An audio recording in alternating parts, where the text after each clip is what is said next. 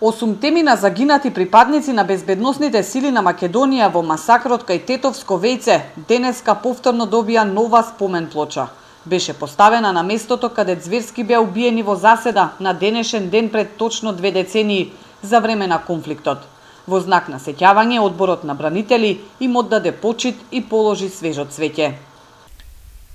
Македонија треба да биде едно општество за сите. Ние сите се слагаме со тоа. Ние немаме двојно мислење. Дали е?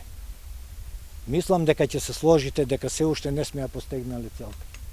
Многу пати, да не кажам секогаш, на местата кај што сме отишле да тоа го направиме, секогаш сме однеле плоча за чествувањето и сме ја поставиле. Тоа е скромно, толку можеме.